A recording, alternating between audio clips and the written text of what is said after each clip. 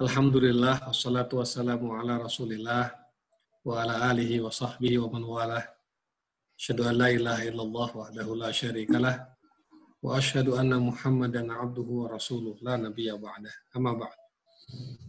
Assalamualaikum warahmatullahi wabarakatuh. Waalaikumsalam warahmatullahi Pak wabarakatuh. Eko Prianto yang saya hormati, Pak Yon Hendri, ini sahabat dan senior saya ini. Juga saudara-saudara semua yang hadir pada pertemuan jamaah Zoomiyah ini. Iya. Sekarang ini lagi ngetren Zoom di mana-mana. Tapi akhirnya jadi produktif orang itu kan. Dengan adanya seperti ini, kita sekarang berada dalam situasi borderless ya. Tidak ada lagi jarak dan tidak ada lagi batas. Baik, terima kasih atas waktu dan kesempatannya. Mungkin ke depan kita akan ngobrol santai terkait dengan wakaf. Kebetulan yang diberikan kepada saya itu adalah tema tentang strategi membangun kemandirian lembaga pendidikan berbasis wakaf. Ini materi berat sebetulnya, tapi karena ini perintah, jadi mau nggak mau saya harus melaksanakannya. Baik, ini ada slide yang ingin saya tampilkan di sini. Bismillahirrahmanirrahim. Pertama yang ingin saya sampaikan adalah bahwa sepanjang sejarah peradaban Islam, itu peradaban Islam selalu meninggalkan jejak wakaf di dalamnya. Jadi kalau kita bicara peradaban, kita bicara artefak atau situs-situs peradaban, pasti kita temukan jejak wakaf. Nampaknya hampir tidak ada jejak peradaban kita yang tidak ada jejak wakafnya. Sebut saja misalnya, di mana? Di Madinah kah? Di Mekah kah? Di Mesir kah? Atau bahkan di Eropa saat Islam menguasai Andalusia, atau di Turki pada masa kekhalifahan Turki Utsmani, atau kalau kita bicara peradaban Islam di Indonesia dengan berbagai latar belakang pendekatannya, tentu kita tidak bisa melepaskan pembahasan tentang wakaf. Kalau peradaban itu didekati dari perkembangan Islam melalui ormas-ormas, misalnya, bisakah kita bicara tentang NU tanpa bicara wakaf? Tidak bisa. Bisakah kita bicara tentang Muhammadiyah tanpa membicarakan wakaf sama sekali di dalamnya? Tidak bisa. Bahkan lembaga pendidikan seperti Gontor misalnya, dan ada 38.000 pesantren di seluruh Indonesia, itu hampir semuanya pasti ada jejak wakafnya. Memang ada yang jejak wakafnya itu kental, ada yang jejak wakafnya samar-samar, tetapi semuanya ada jejak wakafnya. Ini yang pertama yang harus kita sepakati. Ya, ini beberapa contoh peradaban wakaf yang kita lihat hari ini, tetapi memiliki akar panjang tentang wakaf pada masa-masa yang lalu. Kalau kita bicara Madinah hari ini, Madinah itu adalah peradaban wakaf. Ya, Mekah, Masjid Kuba adalah wakaf pertama kali. Bahkan Masjid Demak, masjid-masjid Sunan Ampel, masjid-masjid yang ada di Indonesia itu adalah masjid-masjid yang jejaknya adalah jejak wakaf. Az-Zaitunah di Tunis, Al-Azhar di Kairo, bahkan juga termasuk Pondok Modern Tazaka sendiri. Itu semuanya adalah jejak peradaban wakaf. Saya menyebutnya begitu. Sekelas Harvard itu juga perguruan tinggi yang dikembangkan dari endowment. Endowment itu kan kita menyebutnya wakaf. Bahkan ada sebuah disertasi di Cairo University disertasi itu mengatakan bahwa Harvard itu nomor 2 aset wakafnya setelah Al-Azhar. Artinya adalah bahwa perguruan tinggi yang sangat kita kagumi, baik Al-Azhar maupun Harvard di Amerika, itu semuanya basisnya adalah endowment atau wakaf. Masjid Al-Azhar di Jakarta itu juga jejak wakaf. Ini Madrasah Mu'allimin Muhammadiyah di Yogyakarta, kantor PP Muhammadiyah itu juga jejak wakaf. Bahkan kalau kita bicara NU juga itu adalah jejak wakaf. Ini Pondok Modern Tazakah hari ini kantor saya. Ini sekarang saya berada di ruangan ini, Mas Eko. Jadi saya ada di ruangan ini. Masya Allah ya. Ini ya. santrinya udah masuk belum, Ustaz? Yang mukim itu aja 100 berapa itu, yang nggak pulang. Oh iya. Yang lainnya ya kelas 1 sampai kelas 5 masih di rumah. Oh iya, siap. Kelas 6 yang ya. Jadi nanti bertahap mereka sampai bulan Oktober. Baik. Ada beberapa instrumen ekonomi dalam syariah Islam. Mungkin kita sudah tahu semua ya. Jadi ada zakat, ada infak, ada wakaf. Meskipun di luar 3 ini kita bisa menyebut ada hibah, ada macam-macam lah. Tapi saya akan fokus pada 3 hal ini. Nah, kalau kita bicara zakat, infak, dan wakaf, maka sebetulnya hanya 2 kata kunci ini saja. Bagaimana kita memahami potensi itu, potensi dari siswaf, dan bagaimana distribusi. Kalau kedua ini bisa kita rumuskan, kalau bahasa sekarang itu bisa kita visualisasikan. Potensinya seperti apa, lalu distribusinya seperti apa, sebetulnya insya Allah kita bisa mengembangkan itu dengan baik. Antara potensi dan distribusi. Ini kan kalau kita bicarakan kan wakif dengan mauquf alaih lah kira-kira begitu. Muzaki dengan mustahik. Jadi ini yang harus dielaborasi lebih jauh. Saya kira Wakaf Mulia sudah sangat expert di bidang itu. Nah, kalau kita bicara distribusi, saya ingin membuat pemetaan ya. Meskipun pemetaan ini tidak kaku, tidak rigid, tapi izinkan saya membuatkan pemetaan. Karena pemetaan ini yang kita lakukan tazakah. Jadi zakat itu dibagikan kepada 8 asnaf. Meskipun nanti dalam pembagiannya itu menggunakan pendekatan program. Itu oke lah. Ada program pendidikan, program kesehatan, program sosial, program dakwah, bla bla bla bla. Tapi targetnya adalah 8 asnaf. Nah, wakaf ini sebetulnya. Wakaf ini meskipun mauquf alaih itu bisa berupa di antaranya 8 asnaf segala macam, tapi kan yang dipahami oleh banyak orang itu wakaf itu 3M itu. Masjid, madrasah, dan makam. Sebetulnya tambah lagi, M-nya jadi 4, 5, 6. Masjid, makam, madrasah, dan mall. Mall ya. Iya, ya kenapa tidak ada mall kan? Iya. Mall dan lain sebagainya. Jadi ke depan saya kira ada mall wakaf, ya kan? Kalau kita lihat di Saudi Arabia kan kita keluar dari Masjidil Haram, kita lihat itu hotel Zam-Zam itu kan ya. Tertulis itu kalau yang pemerhati wakaf akan lihat ada plang besar tulisannya wakaf. Dan itu wakaf produktif. Ya. Baik. Saya backup ini. Kita bicara potensi ya. Kita bicara potensi sekarang. Zakat itu wajib, sementara wakaf itu adalah sunnah muakkadah. Zakat itu ada 2,5%, 5%, 10%, dan seterusnya. Ini sudah baku. Tapi kan wakaf nggak ditentukan berapanya. Jadi sebetulnya orang kalau buka lapak zakat dengan buka lapak wakaf, buka lapak zakat itu nggak terlalu sulit. Karena sudah dibantah khotib Jum'ah itu oleh para ulama yang setiap ceramah ada anjuran untuk berzakat dan mengeluarkan ayat hadis tentang zakat dan lain sebagainya. Itu sudah selesai, bahkan masuk rukun Islam yang kelima. Ada rukun Islam kelima, rukun Islam itu masuk dalamnya zakat. Clear sudah. Tinggal buka lapaknya saja.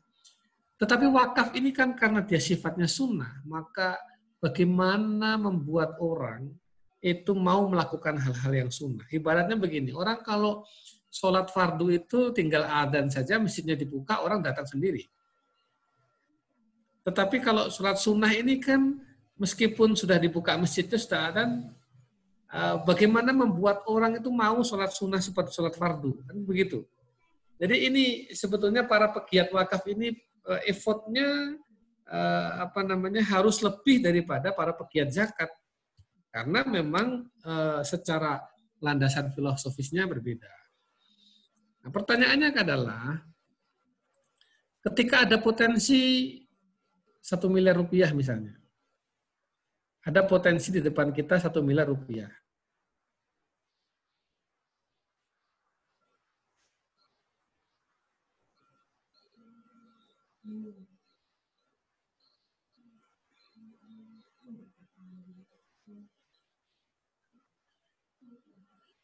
Kita ambil dari zakat, dari pintu zakat. Selesai enggak? Selesai. Karena orang itu telah menunaikan kewajibannya. Ya, sama dengan kita sholat duhur, asar, maghrib, isya, subuh. Selesai enggak? Selesai. Kalau udah selesai sudah. Enggak ada lagi kewajiban yang lain. Enggak ada lagi tuntutan-tuntutan yang lain. Tetapi ingat bahwa problematika dan kebutuhan umat ini besar sekali. Nah, kalau 1 miliar hanya bisa diambil 2,5% atau hanya 25 juta, ini kan potensi yang mubazir. Padahal ada potensi yang masih tersisa. Dari 1 miliar itu adalah 975 juta. Ini mau didekati lewat pintu mana kalau nggak pintu wakaf? Kan nggak mungkin kita datang lagi kemudian menghitung zakat lagi, terus kita minta dia bayar zakat lagi, nggak bisa. Sudah lock gitu. Sudah tertutup pintu zakat itu. Maka potensi wakaf itu jauh lebih besar daripada potensi zakat. Sayangnya, masjid-masjid kita, lembaga-lembaga kita, yayasan-yayasan kita, umat Islam, itu masih banyak yang berada di wilayah zakat itu. Itu pun zakat hanya dipahami bulan Ramadan saja pergerakannya, dan hanya dipahami 10 hari terakhir saja. Zakat fitrah itu kan? Iya, dan zakatnya hanya sangat amat simpel. Ini yang seharusnya menjadi kewajiban kita untuk mengedukasi terus kan. Ya, memang akhirnya apa yang terjadi? Timbullah pertanyaan, bolehkah uang zakat untuk renovasi masjid? Ini selalu kita dapatkan pertanyaan ini. Nah, kalau saya menjawab, harusnya pertanyaan itu nggak perlu muncul. Iya kan? Pertanyaan itu nggak perlu muncul apabila zakat dan wakaf ini, kedua sayap ini bisa berjalan secara seimbang. Jadi burung nggak akan terbang kalau sayapnya cuma satu. Maka sayap zakat, infak, dan sayap wakaf ini adalah dua sayap yang bisa mengepakkan sebuah lembaga untuk dia take off dan melakukan lompatan-lompatan. Baik. Berikutnya lagi saya abaikan aja di potensi wakaf uang ya. Banyak hitungan lah itu. Ini saya abaikan. Nah, di Tazaka kami menerapkan ragam wakaf ini. Ada 6 ragam wakaf yang kami terapkan. Meskipun ini dalam undang-undang juga sudah kita dapatkan ya. Nanti ada penjelasannya. Ada wakaf aset, wakful a'yan, ya. Ada wakaf uang, ada wakaf melalui uang. Nah, yang banyak itu kan wakaf melalui uang, Pak Eko. Ya, benar. Jadi masih kepada by project kan itu. Jadi langsung projectnya itu project mauquf alaih direct langsung. Nah, memang mengedukasi masyarakat untuk wakaf uang, wakaf produktif ini perlu usaha yang lebih panjang lah kita itu. Tapi insya Allah bisa, saya yakin, karena potensi itu besar sekali. Nah, kemudian wakaf manfaat. Jadi wakaf manfaat ini sebetulnya kan sekarang ada apa namanya wakaf temporer ya kalau di undang-undang itu. Jadi bahkan sukuk itu kan juga boleh kan setahun. Berapa Pak Eko sekarang 1 juta ya? 1 juta Ya, minimal 1 juta setahun ya. setahun Dulu kan ya 5 boleh. juta itu. Iya. Ya, itu kan sebetulnya wakaf manfaat. Gitu. Jadi uang kita dimanfaatkan. Sama dengan orang yang mewakafkan, saya punya kos-kosan, saya punya kontrakan, ada 20 pintu misalnya. Lalu yang 2 pintu saya wakafkan manfaatnya. Jadi silahkan dipakai untuk mahasiswa Fakultas Syariah UIN Jakarta selama 5 tahun. Itu kan wakaf manfaat. Kalau kontrakan itu saya berikan, saya wakafkan kepada masjid di sekitar, itu namanya wakaf aset. Kalau uang dari hasil kontrakannya itu saya berikan kepada takmir masjid, namanya wakaf melalui uang. Ya kan? Atau kontrakannya itu diproduktifkan jadi wakaf uang juga bisa. Tapi ini enggak saya kasihkan itu semua, tapi hanya silahkan dipakai. Itu kan sebenarnya wakaf manfaat. Nah, dana simpanan itu kan bisa juga jadi wakaf manfaat sebetulnya. Iya kan? Jadi kalau Pak Eko punya proyek misalnya senilai 3 miliar atau 4 miliar, kan enggak banyak. Bahkan proyek senilai 50 miliar itu enggak banyak. Banyak itu kalau perspektifnya 1 orang. Tapi menjadi sedikit ketika kita bicara perspektif itu adalah demografi. Kalau kita bicara dari potensi umat, ya kan? Itu sebetulnya kan bisa melalui wakaf manfaat itu juga. Nah, sehingga ini yang belum banyak digarap oleh orang. Ada wakaf profesi, arsitek, insinyur. Di Tazaka ini kan insinyurnya gambar, mendesain, arsitekturnya itu wakaf gambar. Notarisnya wakaf akte. Dokternya juga, Ustaz? Ada? Dokternya juga. Ada dokter yang tiap minggu saya 2 jam praktek di klinik kita. Setiap hari Jumat, jam 12 sampai jam 3 jam. Itu setiap hari Jumat. Ada lagi yang, Pak, saya 2 minggu sekali. Ada yang 1 bulan sekali. Sebetulnya itu kan semuanya bernilai ekonomis semuanya.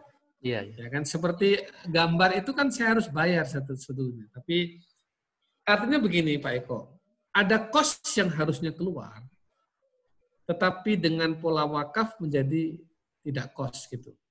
Nah ini kan sebetulnya ada potensi yang bisa kita keep kan, untuk kita kelola untuk yang lain.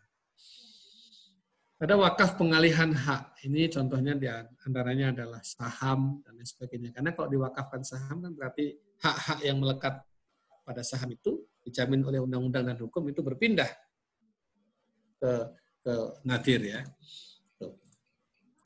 Nah, ini saya kira ini sudah kita pahami semua. Mungkin yang biasa diskusi dan berkecimpung dengan wakaf. Ini wakaf melalui uang, wakif, lalu kepada nadir langsung diwujudkan mauquf alaih. Jadi bangun masjid, bangun madrasah, beli tanah untuk pembebasan pondok pesantren, itu sebenarnya wakaf melalui uang. Tapi kalau wakaf uang itu ada instrumen investasinya. Itu. Tentu nanti kita bisa bicara investasi seperti apa, bagaimana, siapa, itu di situ banyak kita diskusinya. Nah, baru hasil investasi itu yang diberikan kepada mauquf alaih. Hanya itu aja perbedaannya saya kira. Kemudian ini wakaf, kalau ini fikih kan, oke lah saya kira ada wakaf abadi, temporer, ini pandangan-pandangan ulama fikih. Tetapi kalau kita lihat di Undang-Undang Nomor 41 2004, ya, kemudian Peraturan Pemerintah Nomor 42 2006 dan lain sebagainya, ini kan juga disebutkan tentang wakaf berjangka itu. Ya, apalagi sekarang pemerintah, Kementerian Keuangan dengan BWI sudah menerbitkan wakaf, cash wakaf link sukuk. Ini juga menjadi satu tantangan bagi kita. Mestinya kan ini menjadi banyak ini Pak Eko. Yeah. Cuma kenapa ini kok belum seperti yang diharapkan? Ini apa problemnya? Apakah di trust umat, trust masyarakat, atau memang problem di sosialisasi atau apa-apa ini literasi mungkin Ustaz. Literasi. Ya, literasi juga diantaranya ya. Oke, ini nanti perlu diskusi lanjut ini. Baik. Ya. Oke. Lalu saya kira ini adalah ini beberapa kutipan undang-undang saja. Ya, ini juga beberapa kutipan undang-undang saya kira saya dengar lagi. Nah, ini ada di Tazaka itu ada orang wakaf pom bensin, Pak Eko. Oh, alhamdulillah. Satu selang. Ini wakaf. Satu Ini wakaf selang. uang. Ya. Dan uniknya, satu selang itu adalah yang diwakafkan hanya keuntungannya. Oh. Jadi keuntungan satu selang. Ya. Saya disuruh milih. Pak Anang mau yang mana? Saya bilang, yang mana yang mau diwakafkan selangnya? Kan nggak bisa itu. Mana saja nggak bisa, harus dipilih nih. Tertentu kan. Terus, Pak Anang maunya yang mana? Saya tanya dulu ke teman-teman. Yang paling laris itu apa? Solar, biosolar, apa? Kalau bensin malah nggak ada barangnya. Terus saya kalau bensin nggak ada barangnya. Iya. Akhirnya saya pilih yang Pertalite. Oh iya, paling banyak itu. Pertalite.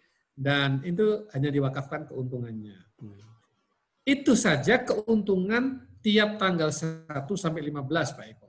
Pak Yon Henry. Jadi tanggal 16 sampai tanggal 31-nya nggak diwakafkan keuntungannya. Nah, ini begini, menarik. Ini diskusi kita ya.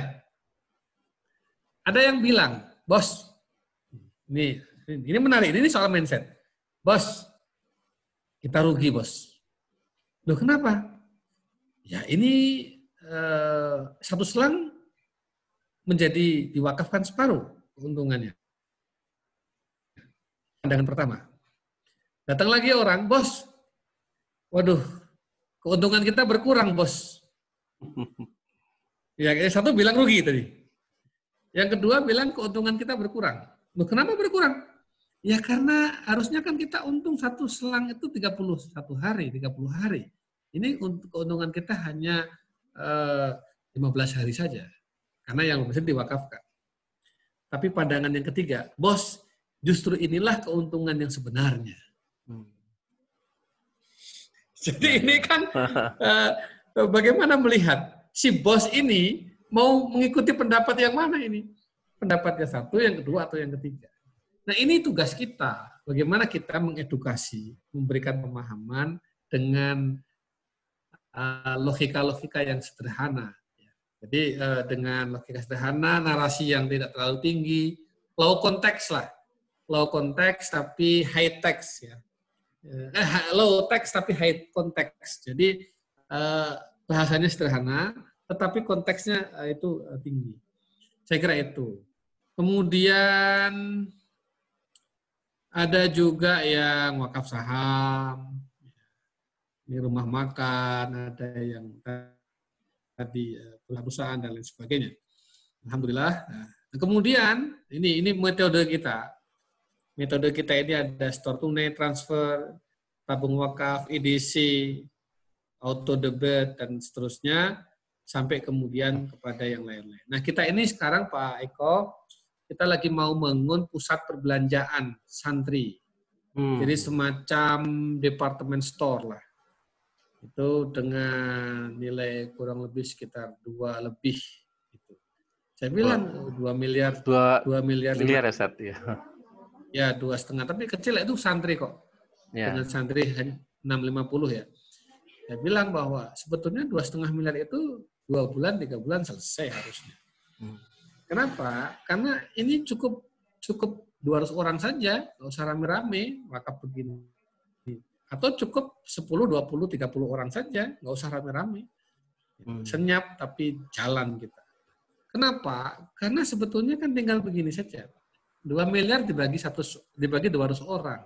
Berapa jatuhnya orang? Tiap orang. Lalu kemudian dibagi 24 bulan.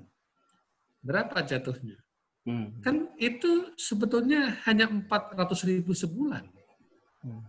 Nah, tinggal auto debit saja selama 24 bulan. Sebulannya 400.000. Mencari orang 200 orang untuk wakaf 400.000, wakaf produktif, kan nggak sulit.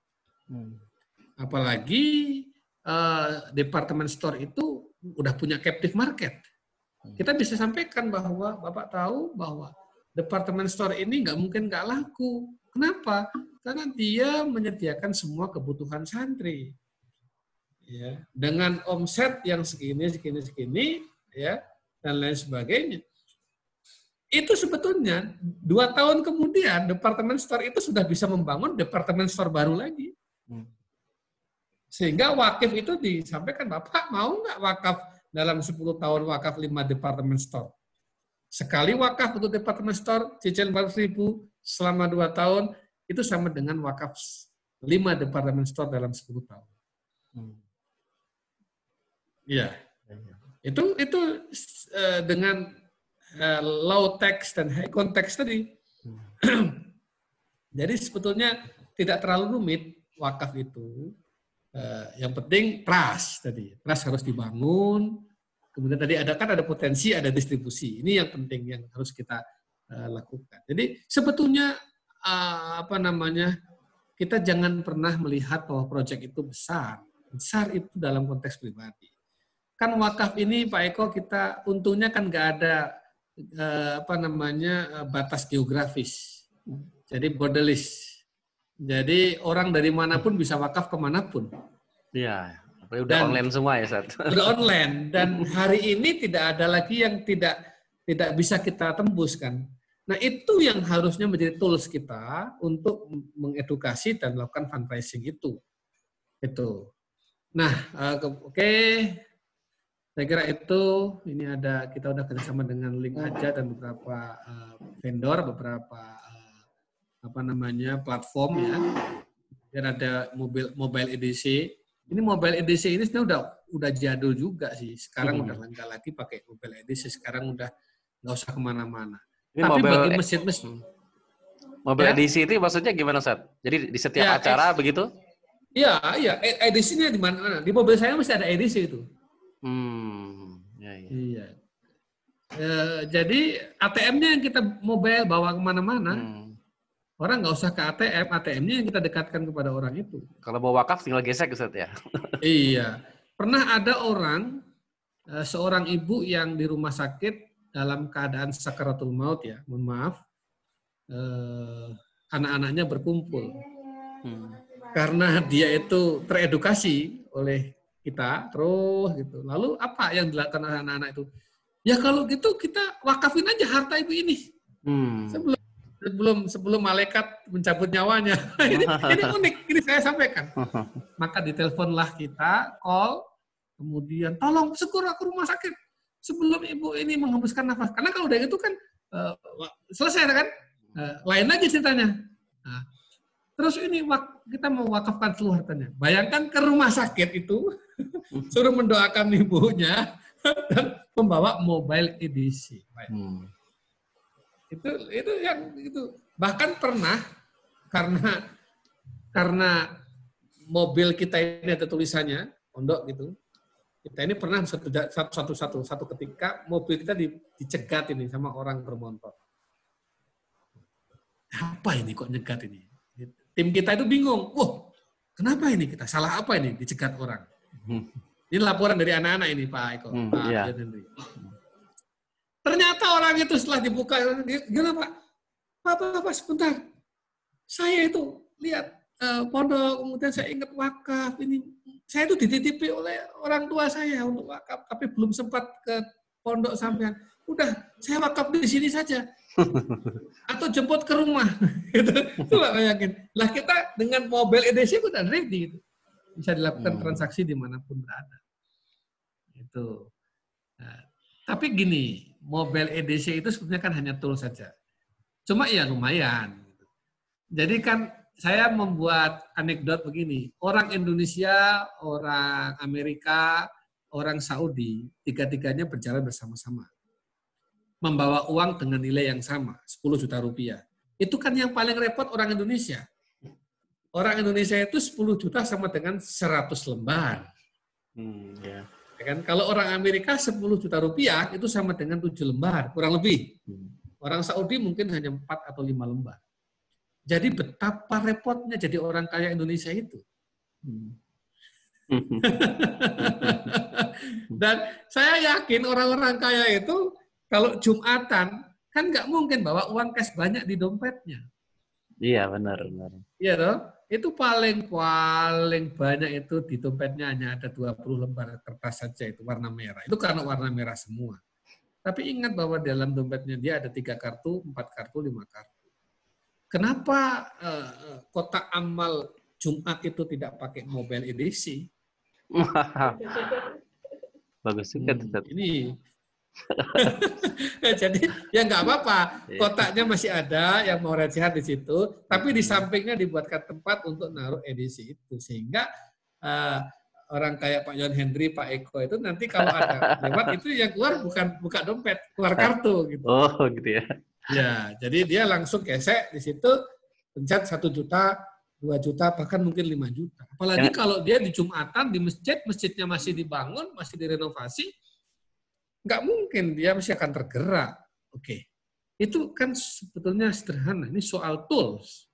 Jadi memang orang baik itu seringkali nggak punya fasilitas untuk melakukan kebaikan itu. Itu loh. Jadi kita yang penggerak-penggerak wakaf ini tidak memberikan fasilitas. Sehingga akhirnya orang baik tertunda kebaikannya. Nggak boleh dong, orang jahat aja punya fasilitas kok, dan difasilitasi. Orang jahat menyegerakan kejahatannya. Masa orang baik tidak menyegerakan kebaikannya? Hanya soal teknis. Ini yang harus kita, oke, ini saya kira sangat teknis ya. Ini juga, ini saya kira, saya nggak masuk di situlah. Nah, ini Pak Yon Henry, Pak Eko, dan kawan-kawan semua. Prinsip utama pengelolaan wakaf Ziswaf itu adalah al-amanah wal amal. Amanah dan cita-cita, amanah dan visi. Jadi orang nggak cukup hanya amanah, tanpa ada visi, tanpa ada cita-cita, tanpa ada planning. Kalau kita menyebutnya project lah. Tapi visi, cita-cita, planning pun kalau tanpa amanah berbahaya itu. Jadi kalau amanah tanpa amal, amanah tanpa cita-cita, tanpa visi itu recehan. Tapi kalau visi tanpa amanah itu habis nanti, nggak jadi apa-apa. Nah ini amanah dan amal ini harus dilakukan. Saya sering begini, oke lah kita punya proyek, datang orang nyumbang atau wakaf ke kita 1 juta, 2 juta, 10 juta, dan seterusnya. Kita masih bisa tampung itu. Tapi kira-kira andai kata besok tiba-tiba ada orang datang membawa uang 20 miliar. Pak, saya mau wakaf 20 miliar. Ini kira-kira produktifnya apa proyeknya, wakaf uangnya, wakaf melalui uangnya apa, Bapak punya apa, itu gimana Pak jawabannya? Kan nggak mungkin kita bilang, waduh Pak, sebentar Pak, saya mimpi apa ini? Mau dirancang dulu Pak. Iya. Lalu mau dirapatkan dulu, dan rapat itu di yayasan atau di lembaga itu, wah melihat ada uang datang ke satu, gimana ya, itu panik gitu. Kenapa nggak rapat kemarin ketika belum ada tantangan, ketika kita masih kosong begini? Jadi kalau ada orang datang membawa potensi wakaf berapapun, jawabannya sama dengan orang datang membawa 10 miliar dengan orang datang membawa 10.000, jawabannya harus sama. Terima kasih, jazakumullah dengan PD-nya. Silahkan taruh di situ, Bapak boleh pulang, tahun depan kita resmikan. 6 bulan lagi datang ke sini kita resmikan. Kan begitu. Nggak boleh kita. Karena begini, kalau orang datang ke kita untuk berwakaf, ketahuilah bahwa yang ada di kepalanya itu gambar kuburan. Iya. Karena kalau di otaknya itu gambar merek mobil, datanya ke showroom, nggak ke kita.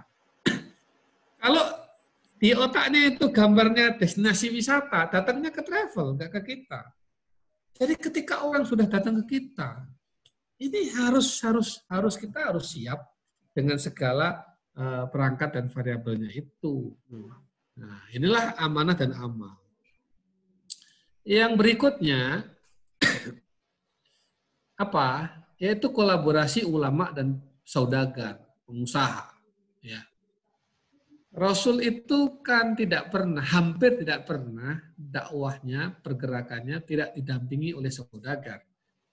Baik di periode Madinah maupun Mekah maupun Madinah. Selalu itu. Nah, kita ini kalau bicara sunnah, ini fikih oriented atau identik dengan fikih. Sholat sunnah, puasa sunnah, ya kan, makan sunnah, pakaian sunnah, dan seterusnya. Tapi kan sunnah itu qaulan, fi'lan, wa takriran, yang diucapkan, yang dilakukan, dan yang diputuskan oleh Rasul. Maka sunnah Rasul dalam pergerakan, sunnah Rasul dalam dakwah itu adalah kolaborasi ulama dan saudagar. Gitu. Bahkan kalau kita masuk ke museum sahabat itu yang ada di Mekah maupun yang ada di Madinah, di dalam museum sahabat itu ada poster besar sekali. Di situ disebutkan bahwa 10 sahabat yang dijamin masuk surga, al-asyrah al-mubasyiruna bil jannah, 10 sahabat Rasul yang oleh Rasul jamin masuk surga itu 7 diantaranya adalah saudagar. Sab'ah minhum tujar. 7 dari 10 itu saudagar. 7 dari 10 sahabat yang oleh Rasul disinyalir akan masuk surga. Nah, kita lihat Pak Eko, Pak Yon, dan sahabat-sahabat semua. Coba lihat, Muhammadiyah itu lahir, tumbuh, berkembang, itu garisnya mengikuti garis kota-kota perdagangan. Jogja, Pekalongan, Pekajangan, Makassar, dan seterusnya. Jadi Muhammadiyah itu tumbuh dari kolaborasi ulama Kiai Dahlan dengan saudagar. Bahkan Kiai Dahlan adalah juga seorang saudagar. NU kalau kita lihat, itu NU awal-awalnya pergerakannya dari ulama dan saudagar. Sehingga tumbuh seperti ini. Pak Yon Henry itu di Gontor, Mantingan, itu ada orang wakaf di Mantingan, Ngawi, wakaf tanah luasnya 200 hektar, yang sekarang jadi Pondok Gontor Putri. Pertanyaannya, siapa yang mampu wakaf 200 hektar itu, kalau bukan saudagar? Ya, jadi kalau kita bicara Gontor hari ini, maka sebetulnya Gontor itu pada masa itu punya hubungan yang kuat antara saudagar dengan ulama. Jadi apa artinya? Kalau ingin gerakan kita ini cepat, kita harus kolaborasi antara ulama dengan saudagar. Tapi saudagar ini kalau nggak didekati oleh ulama akan didekati oleh politikus. Maka kalau saudagar dengan politikus bertemu, itu menjadi money politics. Ya, mungkin saya asumsi salah ya. Hipotesis saya mungkin bisa salah, tapi ya kira-kira begitulah. Tapi kalau ulama ketemu dengan ulama terus, itu doa bersama. Benar. Lalu kalau politikus ketemu dengan politikus jadinya apa? Kekuasaan. Saudagar ketemu dengan saudagar, pasti bicaranya adalah bisnis project. Bisnis planning. Mesti begitu. Nah, kalau ulama ketemu dengan saudagar, ulamanya terbantu dalam pergerakannya, cepat ada lompatan, dan saudagar merasa mendapatkan pencerahan. Yang penting pola hubungannya harus diatur. Tentu ulama juga yang lurus, yang clear and clean, dia ikhlas dan punya komitmen yang tinggi, tidak ada kepentingan pribadi. Saudagar juga saudagar yang memang dia sudah dekat dengan hidayah dan ingin mencari hidayah. Kira-kira begitulah. Kalau ini bisa dibangun, saya kira. Pak Eko, sedikit lagi saya ingin sampaikan mungkin di terakhir ya. Kalau kita bicara kemandirian, ini tadi konsep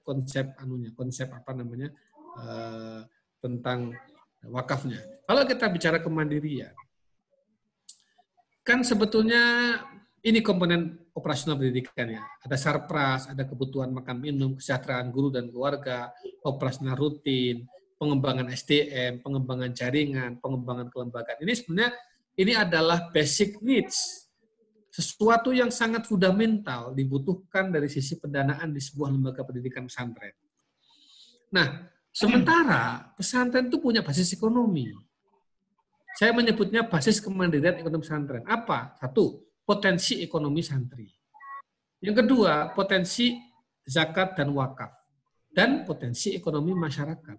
Ketiganya ini bisa kita lakukan pendekatan. Kalau potensi ekonomi santri, maka pendekatannya adalah unit usaha untuk santri. Dan santri itu diproteksi ekonominya. Skemanya melalui skema wakaf produktif. Yang kedua, kalau potensi zakat wakaf itu kan berarti publik, ya, umat. Karena pesantren itu biasanya kultural. Jadi beda dengan sekolah. Kalau sekolah kan kepala sekolahnya segala macamnya ya kepala sekolah gitu aja. Kalau misalnya kan kiainya, ustadznya, pengasuhnya itu simbol di masyarakat, ya kultural. Nah itu ada trust sebetulnya di situ. Kalau nggak ada trust kan pondoknya nggak akan pernah tumbuh dan berkembang. Nah kalau pondok itu tumbuh berkembang itu biasanya trust. Karena biasanya pondok itu muncul dari kiai yang dipercaya oleh masyarakat, lama-lama ingin memondokkan anaknya, muncul. Jadi muncul dari bottom up, bukan top down. Nah, itu kalau pesantren itu mengembangkan gerakan zakat, infak, sedekah, wakaf, ini saya kira potensi. Cuma sayangnya nggak banyak lembaga pesantren yang punya lembaga wakaf dan yang punya lembaga zakat. Oke. Nah, yang ketiga, potensi ekonomi masyarakat. Kenapa? Ini berarti proteksi ekonomi masyarakat. Nah, masyarakat tuh ngajinya sama Pak Kiai, ngajinya ke pondok, ya. Tetapi ketika bicara ekonomi, mereka meninggalkan kita. Ketika bicara agama, mereka mendekat ke kita. Ketika bicara ekonomi, menjauh dari kita. Ini nggak benar. Ini mesti harus diselesaikan persoalan ini. Jadi potensi umat itu utuh, kita rengkuh semuanya. Berikutnya, nah kita bicara potensi ekonomi santri ya. Santri itu akan membayarkan pasar. Ya, jadi santri itu pasar sebetulnya. Cuma ini pasarnya mau diapakan? Apakah pasarnya dikelola, dimanage, atau pasarnya dibiarkan menjadi pasar bebas? Tentu kalau saya pilihannya pasar itu dikelola. Nah, pasar akan melahirkan industri. Kan sebetulnya dari ujung rambut sampai ujung kaki itu semuanya industri.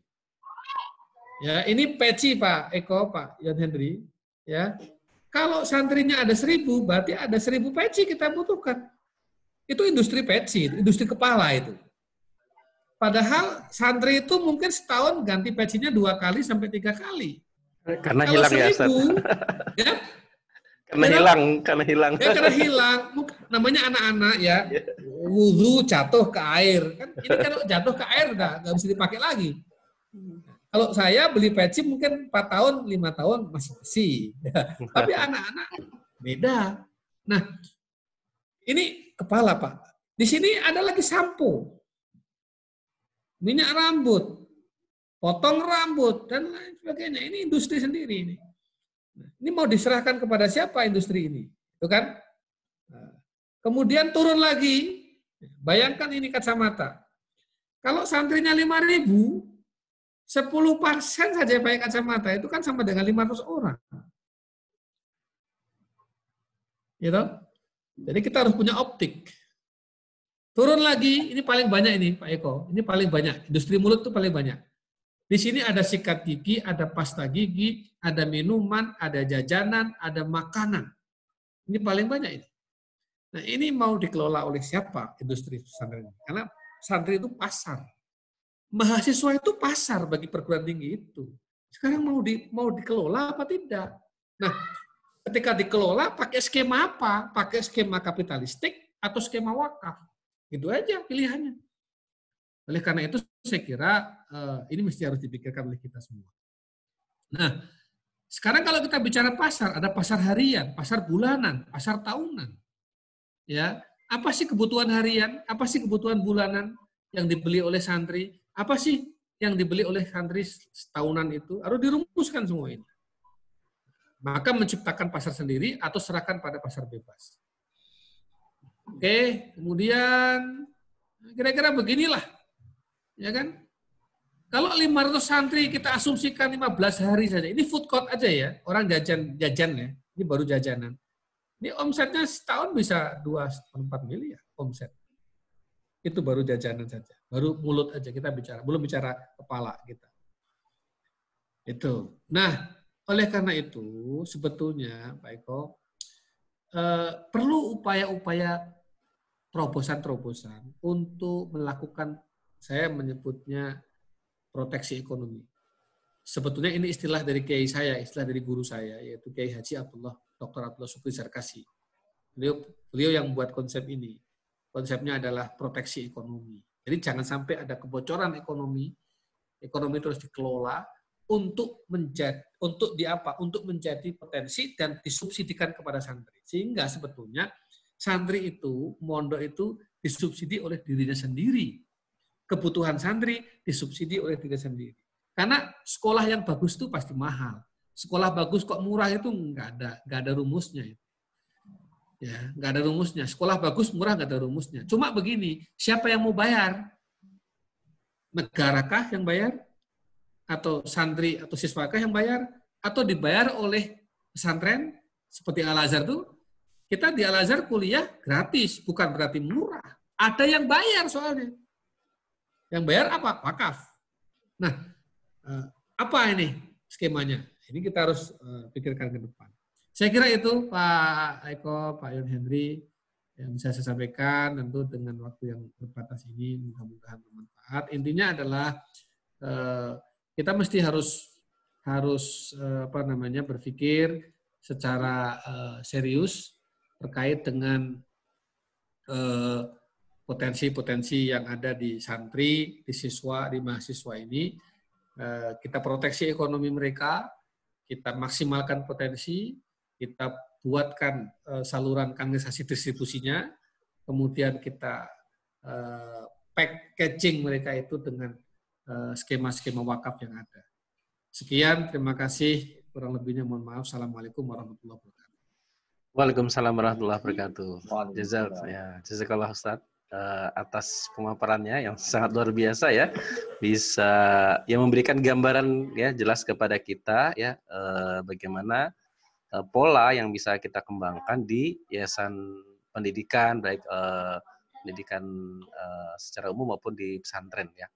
Dan mungkin nanti ini bisa kita elaborasi lebih detail. Nah, ini kita mungkin masuk ke pertanyaan yang ada di chat dulu, mungkin ada ya Bu Isna? Sudah ada yang bertanya belum? Apa mau langsung? Nah, ya mungkin kita ini kayaknya Ustadz Saroni mau bertanya mungkin Ustadz, monggo silakan Ustadz Saroni. Ya, ini Ustadz Saroni kebetulan Dewan Pembina kita nih Ustadz Anang. Silakan ya. Ustadz Saroni. Ahlan Ustadz Anang, jazakumullah khairan telah menyempatkan waktunya pada malam hari ini berbagi dengan kita. Luar biasa, saya banyak aha moment ya dari awal sampai tadi. Makanya nggak mau kehilangan kesempatan mendengarkan ini tadi. Tadi saya dengerin di jalan, alhamdulillah sampai rumah langsung lanjut lagi dengerin. Ada dua pertanyaan yang ingin saya sampaikan Ustadz. Yang pertama,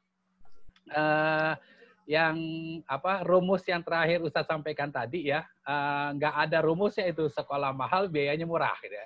Cuman pertanyaannya siapa yang mau bayar begitu kan gitu. Nah, yang ingin saya tanyakan begini Ustadz, kalau di Tazaka sendiri prosentasenya bagaimana tuh Ustadz? Maksudnya persentase yang dibayar oleh santri sama persentase yang dibayar oleh katakanlah pihak ketiga gitu ya.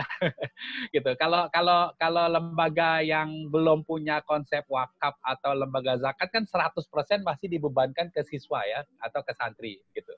Itu yang pertama Ustaz. Jadi berapa persen yang dibebankan oleh santri, berapa persen yang ditanggung oleh pihak ketiga. Yang kedua, dari sekian banyak cerita yang membuat kita beraha tadi dari Ustadz itu, saya ingin tahu dulu memulainya tuh seperti apa Ustadz? Sampai akhirnya bisa menginspirasi seperti ini. Gitu. Terima kasih Ustadz. Jazakallah khairan. Ya, mungkin langsung Ustadz Anang bisa langsung ditanggapin. Sebentar.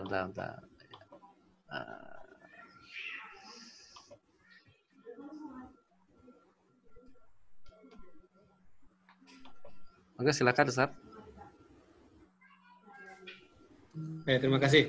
Waduh, pertanyaannya berat ini. Baik, saya sedang menghitung sekarang sebetulnya.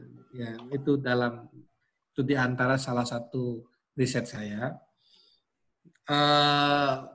Tapi begini, mungkin saya tidak akan sampaikan secara vulgar di sini. Tapi Angkanya Pak, angkanya yang disubsidi oleh wakaf zakat itu lebih dari 65%.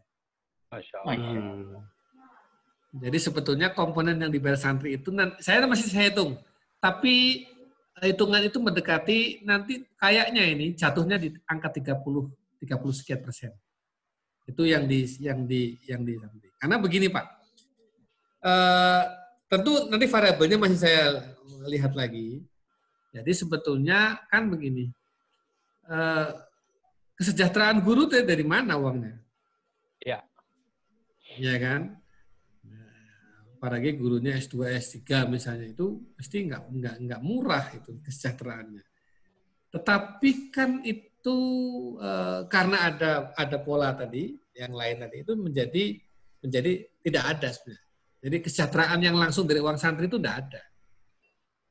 Jadi saya putar menjadi wakaf produktif dan lain sebagainya itu. Itu yang pertama. Jadi hitungan secara persentase kuantitatifnya mungkin sekitar di angka itulah 65-an lah, 60 sekian lah gitu. Masih dalam riset-riset lagi. Yang kedua penting saya sampaikan juga bahwa mohon maaf Pak, saya ini lagi menyekolahkan guru dan kader di Tazaka ini yang setiap tahun biayanya tidak kurang dari 1,5 miliar. Itu kira harus diambil dari mana? Jadi sekarang usia saya 44 Pak Eko, Pak Yon Henry dan Bapak sekalian. 44 itu kalau masih muda itu Ustaz. Kan, iya, kan jatah hidupnya kalau kata Rasul atau usia Rasul kan tinggal 20 tahun lagi. Jadi nggak lama lagi sebetulnya. Jadi kalau saya nggak mengkader sekarang, itu terlambat. Karena proses kaderisasi itu butuh waktu 15 tahun. Maka ya sudahlah, payah sekarang nggak apa-apa lah. Mungkin sekarang kita ngebut itu untuk melakukan kaderisasi. Itu sama sekali nggak ngambil dari uang santri. Itu dari upaya-upaya ZIS-WAF tadi. Itu komponen. Itu dari mana menghitungnya itu? Nah, kemudian gedung-gedung itu kan tidak dibiayai oleh santri. Ya, kalau dibiayai santri mungkin dengan 10 tahun perkembangan Tazaka, kemudian santri yang awalnya hanya 150 segala macam tidak bisa begini. Kalau tidak ada instrumen wakaf dan zakatnya. Maka kalaupun ada santrinya, uang masuknya itu mesti 40-50 juta.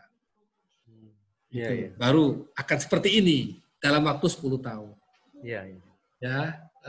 Kemudian saya menghitung juga santri itu kalau mau jujur ya bayarnya 1,6 sebulan. Idealnya ya. Itu ya. Tapi menjadi sekarang hanya 850.000 sebulan. Berarti kan yang 800.000-nya atau 700.000-nya kita subsidi.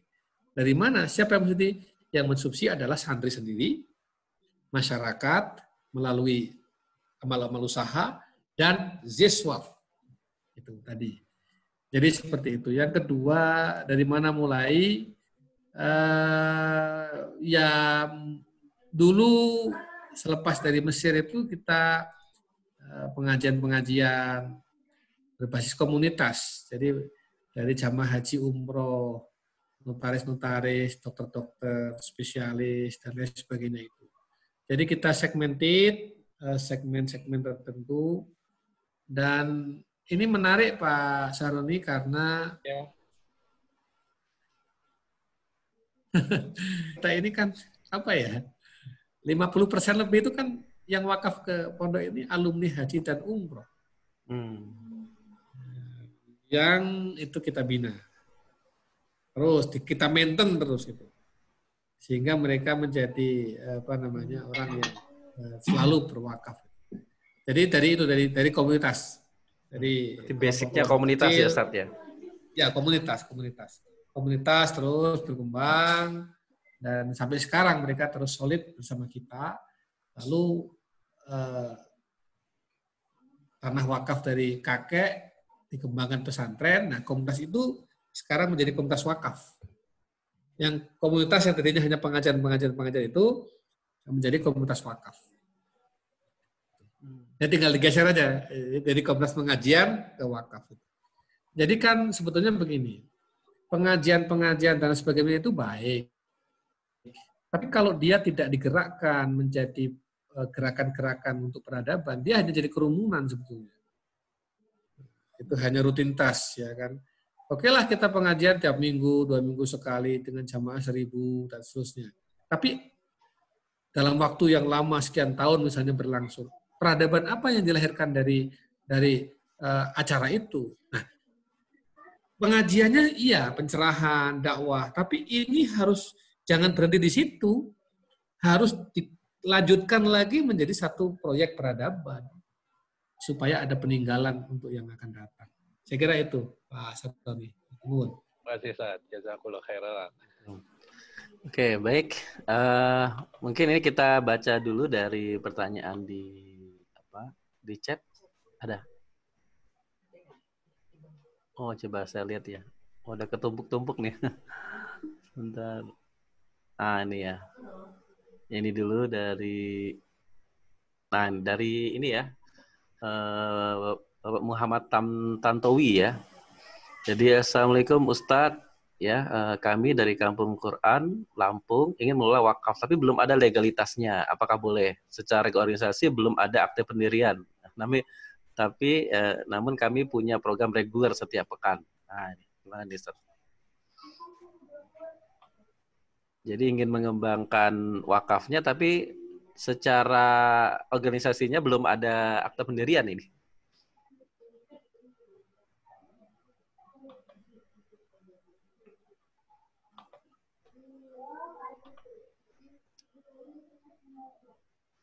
Iya. Sebenarnya wakaf itu ada 2 pendekatan Pak Eko. Tapi saya kira udah pada tahu ya.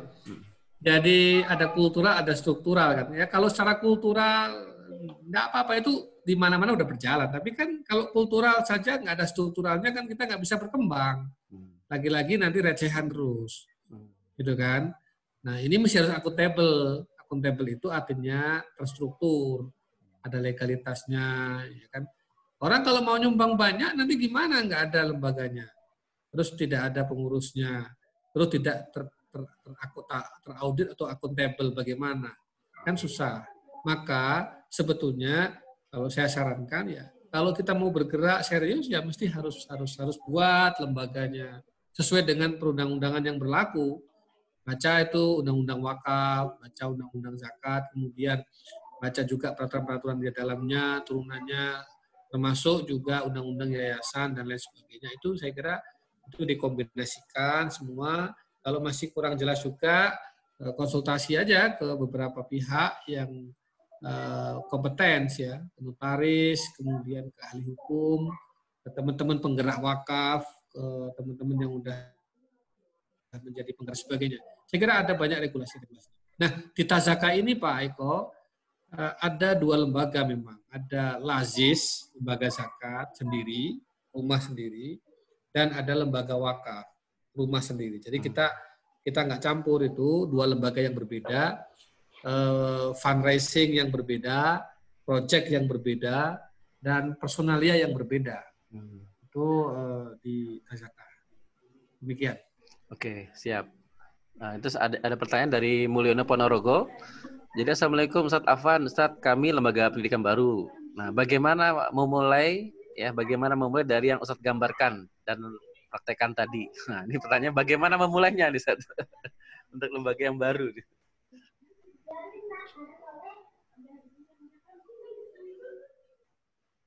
Oh, ke bot lagi Ustadz. Ya, bentar.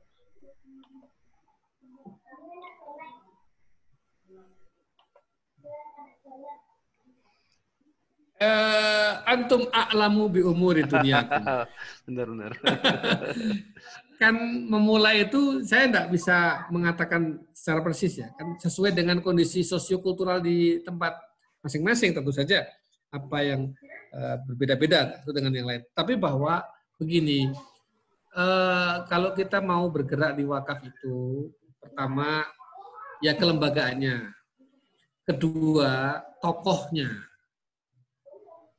Yang ketiga konten. ada tokoh nggak punya konten kan nggak bisa. Nah, ada konten, nggak ada tokoh ya bisa tapi kurang, magnetnya kurang. Kita ini kan punya banyak forum, Pak Eko. Yang jelas forum Jumatan itu sebulan 4 kali. Itu forum Jumatan. A 20 menit. Ya, kemudian biasanya kalau ada di tempat kami itu ada pengajian setiap hari Ahad. Itu sebulan 2 kali. A 1,5 jam. Nah, kemudian nanti ada forum-forum tengah bulanan. Ada forum selapanan. Kalau Jawa itu ada selapanan. Selapanan itu paling wagis itu selapanan. Jadi per 35 hari sekali. Ada lagi nanti forum tahunan, sholat-sholat Id itu dan lain sebagainya. Belum lagi hari-hari besar Islam. Nah, sebetulnya dalam setahun itu kalau pakem normal saja itu lebih dari 70 atau 60-70 forum gitu. Sekarang yang mau diisi dengan konten wakaf berapa persen? Itu. Belum lagi kalau ya setiap malam Jumat ada pengajian, ada tahlilan. Nah, selipkan wakaf 1/4 jam. Tambah lagi itu forumnya itu. Nah, ini kan berarti proses mengedukasi ya. Nah, berikutnya adalah segmen. Ini kayak orang mancing aja. Jadi kalau mau mancing ikan di kolam yang nggak ada ikannya ya nggak dapat ikan. Gitu. Ini harus paham strategi dan peta. Atau kita mau mancing di ikan, di kolam, yang kolamnya sedikit ikannya. Di situ udah banyak orang mancing. Ya dapat tapi probabilitasnya kecil. Atau alam ada ikannya, ya ikannya besar, kolamnya besar, pancingnya kecil, ya nggak bisa juga. Jadi ini ada soal tools, alat, strategi. Jadi ada konsep, ada strategi, ada metode, ada pola. Itu semua harus kita rumuskan. Saya kira tidak bisa dijelaskan secara panjang lebar di sini, tapi kira-kira gambaran umumnya seperti itu. Demikian, Pak Eko. Oke, baik. Berikutnya mungkin kalau ada yang mau ini, Ustadz Yan, ada yang mau ditanyakan? Ya, ini Pak Kiai. Assalamualaikum Pak Kiai. Ini rindu sama Kiai Anang nih. Udah lama tak jumpa. 96 terakhir. Ya. Tapi saya balik bulan itu. Kiai Anang kan di khidmat di Gontor ya? Saya di luar. Oh di luar? Di luar. Baru ke Mesir. Ya. Sama Kiai Anizar jumpa juga tuh hari itu. Ya. Jadi gini Pak Kiai, ada 38.000 ya pondok pesantren se-Indonesia. Ya. Yang seperti tadi itu. Ini kalau 38.000 ini model tazakah, saya kira Indonesia ini kelar nih. Problem-problem yang terkait dengan Indonesia ini kelar. Saya minta pendapat Pak Kiai ini. Yang pertama, dari 38.000 pondok pesantren yang ada di Indonesia ini, kira-kira yang sudah apa namanya, kalau belum 100%, 50% lah secara finansial mandiri gitu. Itu ada berapa kemudian? Yang kedua, apa yang bisa dikolaborasikan, ya, yang bisa dikolaborasikan dengan pondok pesantren yang ada. Karena kan kita lihat tadi yang pertama aspek apanya? Jadi mana saja gitu? Ya, kemandiriannya Pak Yai. Dari 38.000 itu ada berapa persen? Taruhlah bebas secara ekonomi lah ya. Istilahnya ekosistem yang dibangun terkait kemandirian ekonomi itu sudah established gitu. Seperti Tazaka ya, Tazaka kan ekosistem sudah nampak. Ya. Sehingga bisa menganalisa santri itu sebenarnya mulai dari ujung rambut sampai ke ujung kuku itu uang kan, itu pasar. Harapan kita kan 50% saja yang mandiri secara finansial dari 38.000 itu, terus tingkat mandirinya 50%, kelarlah sebenarnya Indonesia ini. Kemudian yang kedua, aspek yang bisa dikolaborasikan, ya. Aspek yang bisa dikolaborasikan, karena peradaban yang akan kita bangun ini kan sama sebenarnya. Goalnya sama. Kita tetap belajar kepada bagaimana Nabi Muhammad SAW membangun peradaban itu. Kemudian bagaimana pula Al-Khulafa Ar-Rasyidun, kemudian Daulah Umayyah dan seterusnya sampai dengan Khilafah Utsmaniyah yang terakhir ini. Harapan kita kan seperti itu ya. Rasa-rasanya kita ini berhutang terhadap umat ini, ya.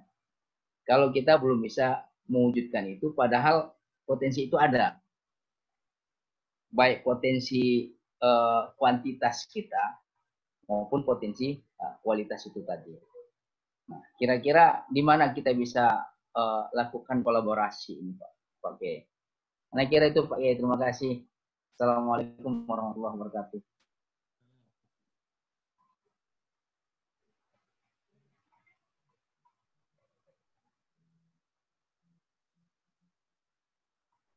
Langsung ya? Oke. Baik, ya saya tidak tahu pasti mana saja dari 28.000 itu, 28.000, maaf, 28.000 bukan 38 ya, 28.000 yang data Kemenak itu, yang apa namanya, yang sudah menetap. Tapi saya kira sudah banyak lah ya, ya Gontor tentu saja dengan turunannya, kemudian Sidogiri dengan beberapa, saya kira sekarang sudah mulai banyak, dan memang ini kebutuhan, kalau nggak begitu mau bagaimana lagi sekarang. Jadi kan nggak mungkin kita ini menengadah terus, nggak mungkin kita apa namanya mengandalkan orang terus. Jadi memang mesti harus kreatif menciptakan terobosan-terobosan yang sifatnya untuk kemandirian pesantren. Ini sudah tuntutan perkembangan masa kini harus begitu. Dan saya lihat trennya juga mulai naik. Ini terkait juga dengan yang kedua Pak Yon Henry, kolaborasi. Banyak yang bisa dikolaborasikan. Nah, maka memang perlu sering ketemu. Jadi ini kan supply and demand ini kalau bisa ya berputar di antara kita-kita saja. Itu. Dan mungkin bukan sekedar dengan antar pesantren ya. Antar pesantren juga dengan yang lain.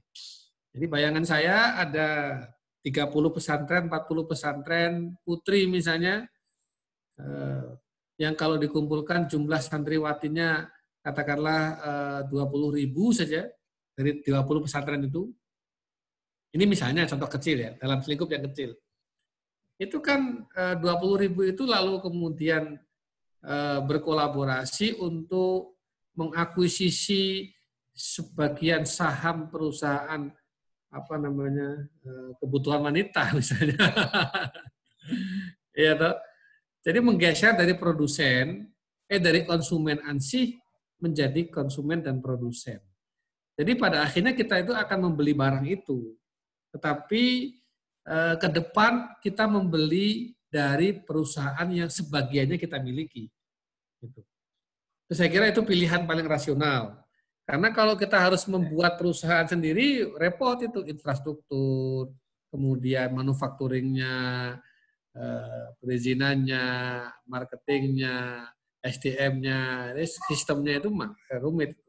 Nah, tinggal nanti harus bicara kolaborasi dan lalu melakukan pendekatan dengan perusahaan-perusahaan itu. Tentu kalau ini bisa dilakukan antar komunitas Muslim akan dahsyat sekali. Demikian juga kebutuhan-kebutuhan yang lainnya. Itu kalau kita bicara soal toiletries saja, kebutuhan toilet saja, baik laki-laki maupun perempuan. Itu mestinya memang kalau sendiri nggak bisa, tapi kalau kita kolaborasi, kan segini, industri itu kan butuh market. Nah, kita ini ada market tapi nggak punya industri. Ini kan tinggal ketemu antara industri dengan market. Atau market itu bertemu untuk mendesak industri.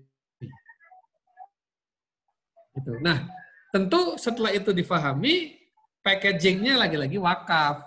Gitu Pak Eko.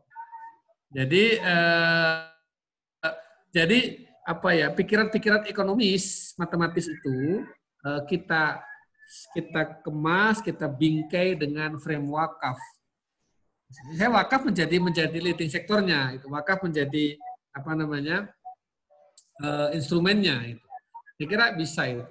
Dan nampaknya sudah banyak itu. Ini sudah ada beberapa pesantren yang apa namanya memproduksi ayam herbal misalnya. Ayam herbal itu berarti dia ayam organik ya, tanpa vaksin, tidak pakai MSG dan lain sebagainya. Itu lalu dibeli oleh beberapa pesantren yang lain sebagai pembelinya, pasarnya. Lalu ada pesantren yang membuat roti, yang lain belum buat roti. Jadi saya kira itu di tingkat ekonomi kolaborasi. Cuma begini, penyakit kita ini kan apa ya, egosentrisme itu. Ini penyakit. Jadi kalau sudah, kenapa nggak saya? Kenapa nggak saya? Ini diganti. Kenapa nggak kita? Saya kira nggak apa-apa. Jadi malayutrokukuluhu, layutrokukuluhu. Apa yang nggak bisa kita ambil semua. Jadi nggak apa-apa sedikit-sedikit tapi bareng-bareng gitu. Nah, tentu diserahkan pada profesional supaya dikelola dengan baik. Kalau kitanya mengelola, saya yakin ngurusi pesantren juga udah habis waktunya itu. Saya kira itu. Makasih Pak Yon. Ya, sama-sama. Oke, baik. Berikutnya, ini dari yang pertanyaan di chat dulu, Ustadz Nang. Jadi pertanyaannya adalah, izin bertanya bagaimana meyakinkan calon pewakaf bahwa wakaf yang akan dia keluarkan tetap produktif, permanen. Ya, karena banyak calon pewakaf yang menanyakan hal ini. Terima kasih. Sama sekali yang kedua ya Ustadz, bagaimana sebuah lembaga yayasan pendidikan bisa menjadi organisasi wakaf? Apa persyaratannya dan harus mengurusnya itu prosesnya kemana? Silakan Ustadz. Ya. Ini trust itu memang panjang membangunnya. Pertama yang penting itu ada trust. Trust itu adalah sebuah perjalanan panjang ya, nggak bisa 1-2 hari membangun trust itu. Al-amanah itu. Karena kalau udah itu orang nggak tanya lagi itu sebenarnya. Jadi pertanyaan itu bisa muncul di antaranya karena trust-nya tidak maksimal. Kalau trust-nya nggak akan bertanya. Tetapi kita dari sisi kita bukan berarti kalau trust itu dalam pemahaman pasif ya. Kitanya harus berpikir dinamis. Saya buktikan kalau saya trust. Saya buktikan kalau saya amanah. Gitu kan. Jadi kitanya punya upaya untuk membuktikan bahwa kita amanah. Yang kedua tentu bahwa bukti atau monumen wakaf itu penting. Jadi seberapapun kita dapat wakaf itu harus secara monumen. Yang berikutnya lagi adalah kita, personifikasi kita, personalia kita harus clear and clean. Bisa itu kalau orang mau ngomong wakaf kok dia nggak clear and clean. Kan orang melihat gaya hidup kita. Ini yang ngajak wakaf gaya hidupnya gimana ini? Kan melihat itu. Itu nggak bisa. Nggak bisa. Itu track record. Orang bisa melihat. Kan kehidupan kita ini dari ujung rambut sampai ujung kaki kan dilihat orang semua. Siapkah kita menjadi teladan itu? Nah itu di situ tantangan. Tantangan terbesar itu di situ. Kalau kita menjadi kiai, menjadi ulama misalnya, kita nggak bisa lagi mana yang pribadi, mana yang umat. Udah milik umat semua, maka nggak bisa. Cara berpakaian kita, cara bersikap kita, bahkan gaya hidup kita akan menjadi model. Sekali itu keliru, menyimpang ya, apalagi kalau itu bertolak belakang dengan nilai-nilai wakaf, pasti orang tidak akan percaya pada kita. Tetapi dari semua itu, program itu penting. Nah, program itu harus harus akuntabel. Akuntabel itu harus jelas, clear gitu. Mau apa dan bagaimana. Kan nggak bisa, harus divisualisasikan, dideskripsikan. Seperti apa program itu. Nah, berikutnya lagi adalah jejak sukses. Sukses mengelola wakaf itu bagian dari trust itu sendiri. Kalau kita gagal terus ya orang nggak akan trust sama kita. Kemudian untuk sebuah lembaga pendidikan menjadi lembaga wakaf ya pertama yayasan. Nah, yayasan itu kemudian didaftarkan ke Badan Wakaf Indonesia, kalau itu wakaf uang, Kemenak, itu berjenjang itu. Kemudian kalau itu zakat, itu ke Basnas, itu juga berjenjang dari kabupaten, provinsi sampai ke kemudian ada programnya, ada pengurusnya, kemudian legalitas yayasannya, formalnya semua kita harus lengkapi semua. Saya kira ada di undang-undang, Bapak Ibu bisa mendownload itu, undang-undang wakaf, undang-undang zakat, dan lain sebagainya. Demikian Pak Eko. Ya, siap. Berikutnya nih Ustadz, ada pertanyaan dari Ujapi dari Sumbar ya, Sumatera Barat. Mohon penjelasannya, hukum membangun bangunan dari dana wakaf, tapi di tanah yang tidak diwakafkan, atau tanah bersertifikat pribadi. Jadi membangun bangunan dengan dana wakaf, tapi di atas tanah yang tidak diwakafkan. Itu pertanyaan pertama. Yang kedua, bagaimana kekuatan pengurus wakaf ketika berada di bawah yayasan milik pribadi? Kasusnya gitu ya. Jadi dibuat badan wakaf, tapi di bawah yayasan pribadi. Nah, gimana nih, Ustaz? Yang pertama itu problematik. Ada sebuah kasus, enggak tahu gimana dulu-dulunya, saya enggak tahu. Itu ada masjid 2 lantai. Musola lah, bukan masjid, musola 2 lantai. Lantai bawah itu untuk TPQ, Taman Pendidikan Quran ya, taman untuk sekolah lah anak-anak itu. Nah, yang atas itu untuk sholat.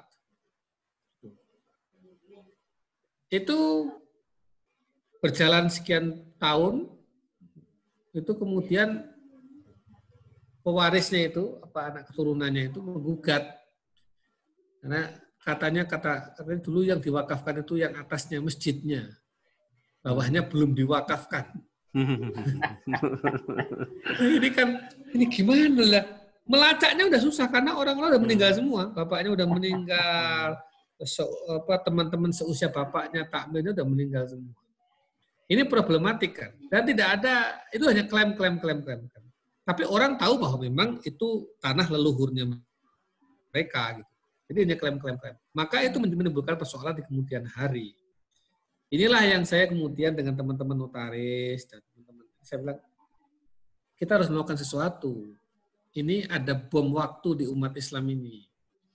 Ini baru kasus kecil misalnya. Bagaimana misalnya kalau itu adalah yayasan besar, pendidikan besar, ya, lembaga besar, tiba-tiba dengan sudah sangat maju, tiba-tiba ada problem di kemudian hari. Tentu problemnya, skala problematikanya mesti akan sangat luas. Maka kita harus selamatkan itu, harus jinakkan bom waktu itu, supaya nggak meledak di kemudian hari. Apa? Ya harus diselesaikan. Nah, membangun bangunan dari dana wakaf di atas tanah yang milik pribadi ini, boleh nggak ya? Boleh, tapi kan problematik. Ya kalau tanahnya diwakafkan kemudian, kalau enggak digugat terus bagaimana?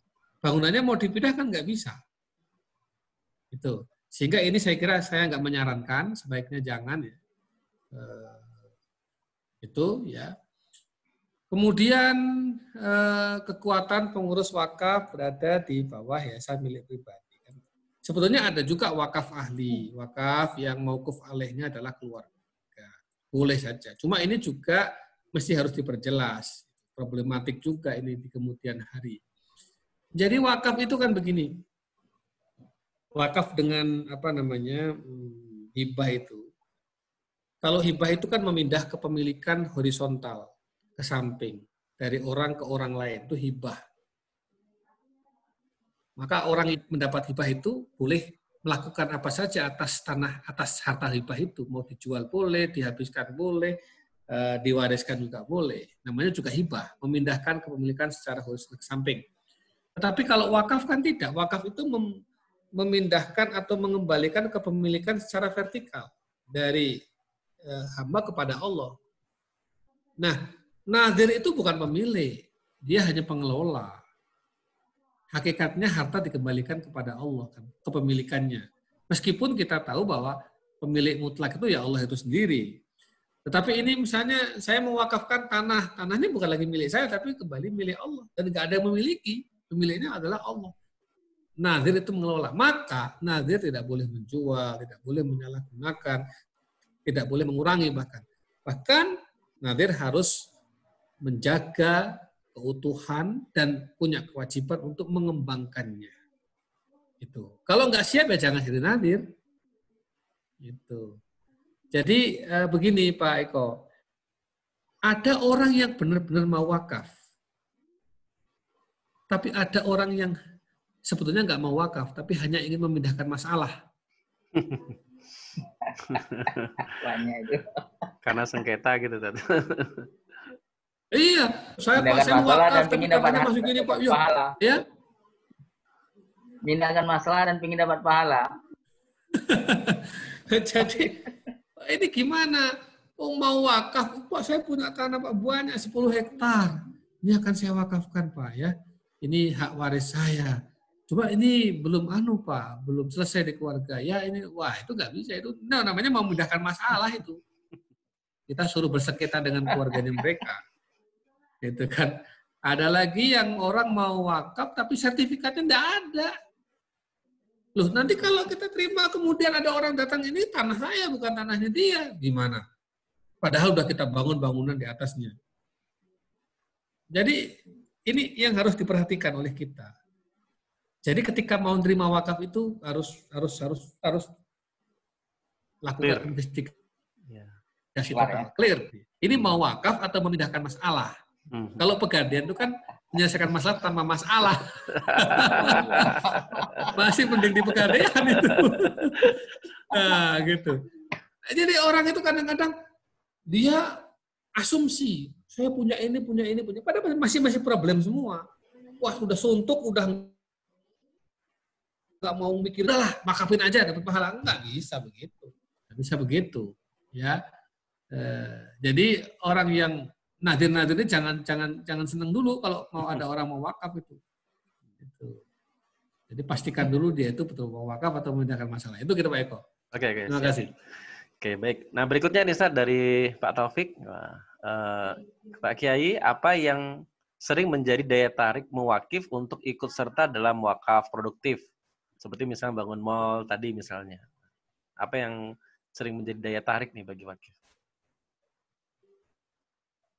Pertama kita harus meyakinkan tingkat kemanfaatannya. Letak wakaf kan di situ sebetulnya. Jadi orang mau wakaf apa kepada siapa itu pertanyaannya hanya ini manfaatnya apa? Gitu. Ya. Jadi kalau itu misalnya ya semakin tinggi kita bisa menjelaskan tingkat kemanfaatannya, maka semakin besar peluang untuk mendapatkan wakaf itu. Nah, dalam konteks tadi misalnya, ya divisualisasikan, didistribusikan tingkat kemanfaatannya itu. Tentu dengan sesuatu yang terukur, terstruktur.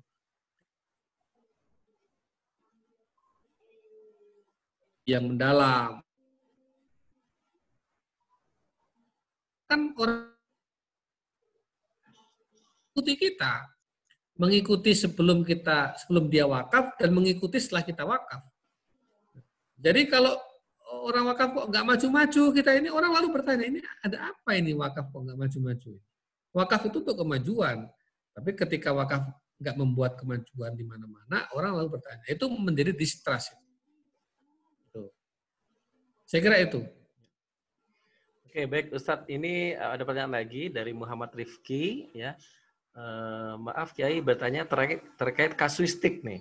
Nah, apakah pernah ada contoh wakaf produktif yang akhirnya gagal?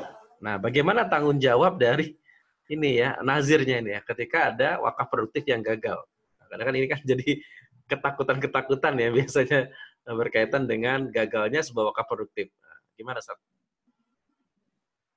Gagalnya karena apa? Satu itu apakah karena kelalaian dan keabaian nadir atau karena apa? Itu kan harus dipastikan dulu kegagalannya.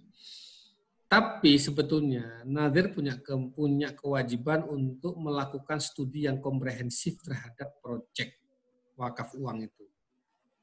Jadi kalau yang masih asumtif dan ABC dan sebagainya itu mendingan nggak usah. Karena tanggung jawabnya dunia akhirat juga nanti. Itu. Jadi pilihlah ya sektor-sektor yang memang buat pasti untungnya itu, pasti berkembangnya. Maka jangan ini kan bukan bisnis ansih ya. Jadi unsur spekulasinya memang harus berbanding lurus dengan unsur-unsur yang membuat kita melakukan kajian yang mendalam. Nah, kalau sudah dilakukan semua itu, visibilitasnya dilakukan, hitung-hitungannya, analisisnya, dan lain sebagainya, ada captive marketnya yang juga dihitung secara luar biasa, maka kalaupun gagal itu sebetulnya tidak terlalu problematik. Tapi nadir nggak boleh abai, itu aja. Itu aturannya, saya kira tinggal di-download aja, aturannya di BWI, itu sudah ada. Tapi begini Bapak Ibu sekalian, sebetulnya orang wakaf itu kalau memang dia sudah mau wakaf itu kan sudah nggak akan tanya lagi. Karena ini bukan bisnis gitu kan, kontraknya itu kan bukan bisnis. Nah, cuma kitanya jangan lalu menggampangkan. Ya, nggak bisa begitu. Jadi ini oleh karena itu Pak Eko, orang yang mengelola wakaf uang itu memang bukan sekedar hanya orang yang tahu fikih, Pak Eko. Atau tahu fikih wakaf atau apalagi tahu fikihnya sepotong-sepotong. Nggak cukup, itu mesti harus orang yang punya jiwa sociopreneurship, entrepreneurship, kemudian dia memahami rasional ekonomi dan lain sebagainya, sehingga ini oleh dia wakaf itu skemanya, tetapi hakikatnya di dalamnya adalah produktivitas ekonomi. Itu yang bisa saya jawab.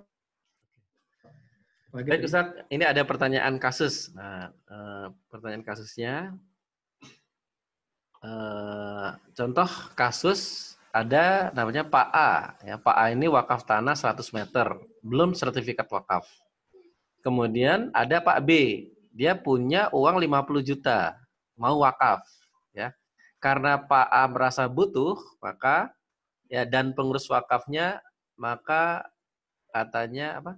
Pengurus wakafnya maka katanya ke Pak B, ya udah duit ke saya tanah 100 meter ini udah gantinya untuk wakaf. Sama saja. Artinya deal akhirnya Bapak A menjual tanah wakafnya untuk diwakafkan lagi ke B. Hukumnya apa nih Pak Kiai? Wah nih. Gimana nih, Bu? Maksudnya gimana ya? Bingung juga saya. Jadi Pak A wakaf 100 meter. Iya. Belum sertifikat, oke. Kemudian Bapak B punya uang 50 juta, mau wakaf. Karena Bapak A butuh uang dan pengurus wakafnya, maka ini berarti Bapak A ini wakafnya kepada siapa? Oh, mungkin begini, Ustaz. Mungkin yang 50 juta itu dikasihkan, jadi tanahnya dijual ke B, begitu ya mungkin ya? Tapi B kan mau wakaf juga enggak? Oh iya, mau wakaf juga ya? Awalnya mau wakaf, tapi akhirnya digunakan uangnya untuk beli tanah Bapak A. Oh, setelah gitu. Dibeli tanahnya, baru tanahnya diwakafkan, begitu. Berarti Bapak A nggak wakaf. Nah itu. Karena dia dapat uang kan? Iya. Atau uangnya ke Nazir. Ya memang wakaf itu kalau nggak segera dilepaskan tuh setannya banyak. Jadi wakaf itu sudah lupakan itu. Itu kalau nggak tuh setan. Nah, itu contoh kan. Ya, sekarang pertanyaannya gini, loh ketika dia sudah diwakafkan dan belum disertifikat kan sudah selesai. Kok kenapa dia masih punya hak untuk apa namanya ini sekarang itu satu pertanyaan kan? Ya, sudah selesai berarti apa namanya nggak ada masalah itu. Memang ada beberapa wakaf yang dalam fikih itu disebutkan bahwa bisa diambil kembali apabila wakif itu mendesak dengan kebutuhan hidupnya. Tapi itu juga banyak syarat-syaratnya, nggak semudah itu. Nah sekarang kalau tanah itu kemudian, ini pertanyaan kedua, tanahnya udah digunakan apa belum? Ya kan? Kalau tanahnya udah digunakan, misalnya untuk udah dipakai musola, udah dipakai kegiatan masyarakat, kemudian dia, ini kan menjadi kegaduhan di masyarakat, ya kan? Nah itu bertentangan dengan tujuan wakaf itu sendiri. Wakaf itu sebetulnya untuk mensejahterakan masyarakat, membuat tentram, tapi akhirnya menjadi persoalan di masyarakat. Loh, katanya udah wakaf, katanya gini, wakaf 50 juta kok kenapa duitnya diambil dia, macam-macam. Kan menjadi sesuatu isu di masyarakat. Ini keluar dari tujuan wakaf itu sendiri. Gitu Pak Eko. Oke, yang siap. saya pahami begitu. Ya, terakhir untuk yang chat, izin bertanya Pak Kiai dari Muhammad Zuhairi, adakah wakaf produktif uang? Artinya orang meminjamkan uang untuk dimanfaatkan fisabilillah. Nah, gimana? Itu uangnya diganti ya nanti ya? Uangnya dikembalikan gitu ya? Lagi gitu ya? Mungkin ibaratnya mungkin uangnya dikembalikan jadi lagi. Jadi uangnya lah. Itu dipinjam-pinjamkan mungkin ya atau gimana itu? Oh iya. Nah fisabilillahnya itu ya bisa ya wakaf manfaat itu namanya boleh itu. Jadi nanti Pak Zuhairi misalnya mau bangun gedung kelas 2 miliar, itu fisabilillah itu. Pinjam uang miliar, ya kan? 2 miliar itu bisa dari 1 orang atau dari 10 orang. Kalau dari 10 orang berarti 1 orang 200. Many to one atau one to one atau one to many kan begitu. Jadi ini many to one, banyak orang untuk satu proyek. Boleh enggak? Boleh. Namanya apa? Wakaf manfaat. Pakai bagi hasil enggak? Tidak. Ya kan? Mungkin kalau 2 miliar orang mungkin berat, tapi kalau 100 juta kali 10, 1 miliar. Dicicil selama setahun, 2 tahun ada. Nah, tapi nyicilnya pakai apa? Kan begitu kan?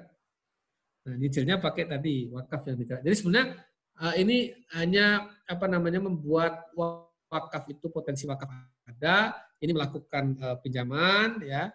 Tapi itu pinjaman itu bernilai wakaf manfaat. Boleh. Boleh ya. Siap. Oke, baik. Berikutnya praktek seperti ini udah ada ini udah Pak. Ada belum? Udah ada ya? Udah, praktek seperti ini udah banyak, udah banyak. Baik, berikutnya ini saya buka kesempatan untuk yang langsung bertanya. Nah, ini kita masih ada 6 menit lagi ya. Silakan kalau ada yang mau bertanya, silakan lambaikan tangan. Raise hand ya, nanti kita buka ininya ya. Silakan kalau ada yang mau bertanya. Bisa komen ya, bisa komen nanti biar saya langsung buka untuk ininya, untuk misalnya kalau ada pertanyaan. Silakan, masih ada? Oke, ya baik. Kalau tidak ada, mungkin ada tambahan dari Ustadz Jan mungkin atau Ustadz Saroni. Nah, mumpung ini ya bertemu dengan Ustadz Anang. Mungkin kalau mengagendakan kapan kita silaturahmi. Silakan Ustadz Saroni, mungkin kalau mau ada yang ditambahkan sebelum kita akhiri nih ya forum kita pada hari ini. Nggak sabar pengen ngelihat langsung aja sih sebenarnya. Biar bisa segera diduplikasi gitu, Ustaz. Siap. Baik, dari ya, oke. Satyan ada yang disampaikan? Ini Pak Kiai, apa namanya? Analisa Pak Kiai ke depan ini nih. bagaimana kira-kira langkah taktis dan strategis, khususnya untuk lembaga-lembaga yang dia sebenarnya secara usia sudah lama, gitu. Sudah di atas 15-20 tahun. Tetapi masih belum nampak kemandirian finansialnya itu. Wakaf ini belum menyentuh dia gitu. Gimana itu kira-kira Pak Kiai? Makasih Pak Kiai. Mohon maaf, bisa diulang dikit karena agak terputus tadi. Iya, jadi gini, analisa dari Pak Kiai Anang nih. Biasanya Pak Kiai ini kan basirohnya tajam nih kan. Bisa menganalisa hal-hal yang yang tampak gejala-gejalanya. Jadi apa kira-kira langkah strategis dan taktis ini untuk lembaga pendidikan, apakah itu pondok pesantren atau lembaga dakwah atau lembaga pendidikan Islam yang non pondok pesantren yang usianya itu sudah relatif lumayan gitu kan, tetapi belum ada kekokohan finansialnya. Itu kira-kira bagaimana Pak Ye? Makasih Pak Ye. Baik, mungkin pertama dimulai dari mindset. Jadi mindset itu ya merasa problem nggak dengan kekurangan itu. Itu kan biasanya kan problem itu kan artinya mungkin selama ini fine-fine aja itu. Satu ya. Yang kedua, ketika dia punya problem itu mau nggak membuka pikiran dan wawasan mindsetnya untuk melihat instrumen-instrumen wakaf zakat itu. Karena mohon maaf, ternyata juga di lapangan tidak banyak orang yang begitu mendengar wakaf itu, jangan nanti bagaimana. Jadi memang wakaf ini adalah kesetiaan yang keikhlasan yang luar biasa ya. Kita menjadi bukan siapa-siapa kalau udah bicara wakaf itu. Itu loh. Jadi memang kalau nggak wakaf kita masih bicara saya gitu. Tapi ketika bicara wakaf kan lalu kita menjadi nobody. Kita menjadi sesuatu yang nggak ada gitu. Nah, itu poin kuncinya Satyan Henry. Jadi keikhlasan. Mindset berarti ya. Mindsetnya yang paling penting berarti. Ya, mindset dan keikhlasan hati ya. untuk tidak punya apa-apa, itulah kira-kira begitu. Dan tidak bisa apa-apa. Kan orang itu kan dorongannya kan saya bisa ini, saya punya ini. Lalu dia berpikir nanti anak saya dan seterusnya bagaimana itu. Tapi ketika itu sudah hilang, sebetulnya di situ kuncinya. Yang lain-lain program apa itu akan datang sendiri kok. Dia akan ketemu dengan orang, akan lihat, baca, apalagi di zaman seperti ini yang sudah sangat terbuka ini. Perkembangan dunia udah nggak bisa dipendung lagi, udah bisa diakses. Cuma memang di sini, di hati ini harus ya gontor lah, kita baca dari gontor ya. Bayangkan Trimurti Gontor itu kan bersedia untuk melepaskan semua harta bendanya. Itu kontrak transaksional dengan Allah yang luar biasa itu. Dan nyatanya ya nggak apa-apa, fine-fine aja sampai sekarang. Anak cucu dan seterusnya, dan lembaganya berkembang luar biasa. Itu. Jadi di situ letaknya. Saya kira kalau kita bicara bagaimana memajukan wakaf, menurut saya yang paling penting itu adalah ada keikhlasan. Karena disitulah kemudian ide, konsep, dan lain sebagainya itu bisa muncul kembali. Begitu Pak Henry. Oke, baik. Berikutnya ini. Tambahan sedikit lagi nih. Oh ya, silakan.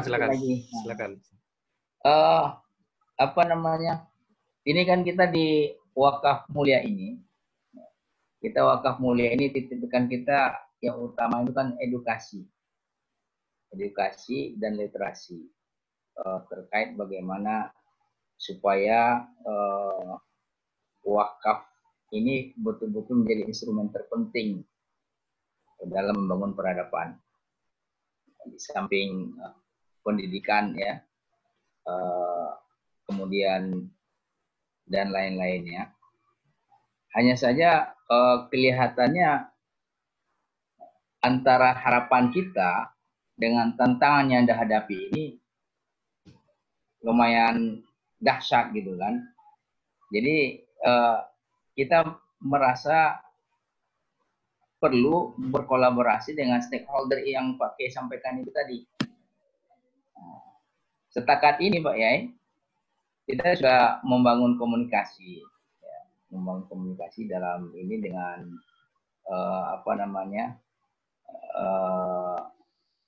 yang berkepentingan lah terhadap wakaf ini. Ini seperti pada malam hari ini ya, ada yang hadir dari Konawe ya, Ustaz Eko ya. Ya, Dari Konawe sebagai ketua badan wakafnya, ada juga yang dari hampir seluruh Indonesia lah. Nah, cuma memang kelihatannya kolaborasi kita ini harus lebih diintensifkan, lebih dipadukan, kemudian frekuensi dan intensitasnya itu memang perlu ditingkatkan. Karena sekarang kita kalau mau terjun langsung, kita kan terkendala dengan kondisi saat ini ya, pandemi. Tapi ada pula hikmahnya. Dengan pandemi ini kita bisa silaturahim dengan Kiai Anang nih kan. Mungkin kalau tidak pandemi ini agak susah juga ini kan. Jumpa sama Kiai Anang, kemudian bisa jumpa dengan kawan-kawan yang dari luar daerah dan seterusnya. Nah, apa sarannya kira-kira dari Kiai Anang nih untuk lebih signifikan lagi gitu, lebih intensif lagi, lebih meningkat lagi frekuensi kita, sehingga akselerasi kita ibarat generator ini ya, ibarat lampu sepeda itu ketika putaran rodanya itu semakin cepat, maka generatornya juga cepat sehingga lampunya itu juga semakin terang. Ketika kita mengayuh sepedanya itu pelan, generatornya pelan, lampunya juga cahayanya tidak secerah itu tadi. Nah, itu anak kira Pak Kiai Anang. Terima kasih Pak Kiai. Oke, baik, silakan Pak Kiai. Baik, ya ini saya mungkin supaya tadi ada satu slide yang kelewat terkait dengan strategi tadi marketing ya. Ini sebentar. Ini nanti masuk ke Pak Yunhadi tadi.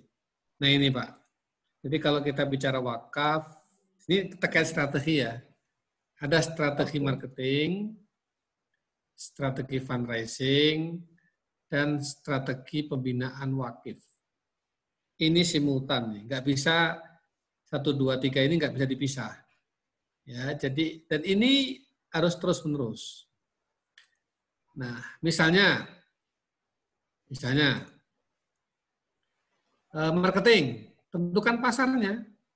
Ya, ada master plan, visi, program, RAB dan seterusnya. Kemudian kenali donatur, kecil, menengah, eksekutif. Produknya ada pendidikan, kesehatan, sosial kemasyarakatan, ekonomi, wakaf tunai, aset manfaat, dan lain sebagainya. Layanannya bisa fast respon, kantor Jeswaf, counter stand, konsultasi 24 jam, edisi, order debat, tadi dan lain sebagainya. Kemudian marketing, ya target iklan dan komunikasi jamaah, apa ya, media, leaflet, koran, majalah, website, blasting, LBH, Edix, Google, FB, Instagram, Flickr, Tumblr, apapun itu. Harga ada di tingkatan pilihan. Ini contoh-contoh ya. Jadi sebetulnya tadi. Nah ini fundraising, identifikasi, integrasi media, jemput bola, wakaf dan seterusnya. Ini kalau kita bisa lakukan, ini strategi pembinaan muzaki dan wakif, ada pengajian, ada forum-forum yang lain, ada info progress, ada door to door, silaturahim, catering, apapun namanya itu bisa dilakukan. Jadi saya kira itu semua bagian dari metode kita dalam rangka fundraising. kolaborasi sinergi dan untuk percepatan lompatan bagaimana? Memang kita tuh sering ketemu, Pak Yun Henry. Sering ketemu seperti ini membahas dengan agenda yang lebih spesifik lagi. Mungkin besok kita khusus bahas tentang wakaf uang. Wakaf uang itu mungkin bisa bersesi gitu loh ya. Bersesi ya, 5 kali, 6 kali kita bahas sampai tuntas. Dalam perspektif fikih, undang-undang, peluang, tantangan, konsep, metode, ya plus minusnya dan lain sebagainya. Besok lagi kita bicara tentang bagaimana menyusun proyek wakaf. Lalu berikutnya kita bicara konten. Nah ini penting Pak Henry, satu hal. Kita di Tazaka udah beberapa kali melakukan apa ya istilahnya? Kalau orang menyebutnya TOT. TOT pegiat wakaf. Nah, contoh misalnya ini juga bisa diintegrasikan dengan dakwah, pelatihan dai wakaf gitu kira-kira. Ini kan khotib-khotib atau ujung tombak kita yang bakal membantu kita dalam mengedukasi wakaf ini harus punya konten. Faqitu syai' la yu'ti. Nah, kita harus kasih tahu mereka bahwa ayat wakaf itu apa saja sih? Terus hadis wakaf apa saja? Terus contoh-contoh wakaf sahabat, tabi'in dan seterusnya. Data lah, kita kasih mereka data bahwa silakan data ini diolah, diramu untuk Anda ceramahkan selama setahun. Anda punya 70 kali pertemuan dengan jamaah, dengan umat. Kalau 70 itu 30 kalinya dipakai untuk tema wakaf, ini kontennya, saya kira akan terjadi perspektif. Jadi di satu sisi secara kelembagaan, lembaga-lembaga Islam, yayasan-yayasan Islam ini mulai bergerak untuk menjadikan wakaf dan zakat sebagai instrumen pengembangan peradaban. Karena begini, kalau bukan wakaf dan zakat, nanti instrumennya kapitalistik. Udah pasti itu. Pasti. Nah, sekarang antitesa dari kapitalistik itu ya zakat wakaf itu. Itu, ya. Nah, ini didorong. Tapi dari sisi masyarakat harus diedukasi. Nah, bagaimana mengedukasi mereka? Ya kalau kita punya segmen binaan, oke. Tapi bagi kita yang kan banyak lembaga wakaf yang mancingnya di laut. Jadi nyebar jalannya di sungai umum gitu. Tapi ada lembaga zakat wakaf yang dia tidak menyebar pancing di sungai besar, cuma dia punya kolam sendiri. Nanti dia pelihara, dia rawat, dia pancing, dia makan, beranak lagi terus. Itu ada yang begitu. Tapi ada yang dia pergi ke sungai, pergi ke laut, nyebar jala. Ya kadang dapat, kadang tidak karena rebutan dengan orang lain yang sedang memancing di air yang sama. Nah, ya itu kan. Jadi gerakan itu harus didorong, masyarakat dorong. Nah, regulasi sudah ada, aturan sudah ada. Saya kira sudah cukuplah untuk sekedar kita melakukan gerakan-gerakan itu. Yang penting adalah maukah kita menjadikan ZIS WAF itu sebagai instrumen itu aja. Instrumen dari pengembangan peradaban yang sedang kita bangun ini. Itu. Terima kasih. Oke, baik. Jazakallah Ustadz Kiai Haji Anang yang telah tadi ya men-sharingkan kepada kita semua ya banyak hal dan insya Allah banyak ya kalau bahasa kerennya insight ya atau ilmu-ilmu baru ya atau gambaran ya kepada kita berkaitan dengan pengembangan wakaf khususnya juga tadi di pesantren ya khususnya juga di dunia pendidikan. Dan mungkin untuk info Ustadz Anang, jadi kita memang di Wakaf Mulia ini salah satu yang kita lakukan ya selain memang kita fokus di syiar juga kita membangun komunitas ini Ustadz. Kita punya komunitas namanya Pejuang Wakaf. Nah, Pejuang Wakaf. Dan memang ini jadi konsep Pejuang Wakaf itu adalah mereka yang berwakaf kemudian mereka mensiarkan wakaf. Nah, jadi memang kita tadi mungkin berharap membangun komunitas ini.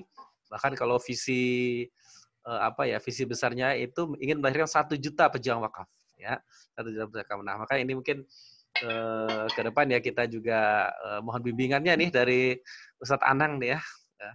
Nanti mungkin ke depan mudah-mudahan ada kolaborasi lagi yang intinya adalah sebenarnya niatannya sama, yaitu bagaimana kita ingin ya menjadikan wakaf ini instrumen penting ya di dalam umat ya.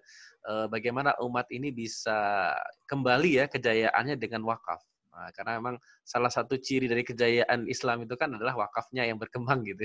Nah, makanya ini menjadi perjuangan dan ini yang kita bangun juga di Pejuang Wakaf bahwa maka kita punya slogan tuh Ustadz ya. Slogannya agak ngeri juga nih. Slogannya sampai kapan syiar wakaf ya?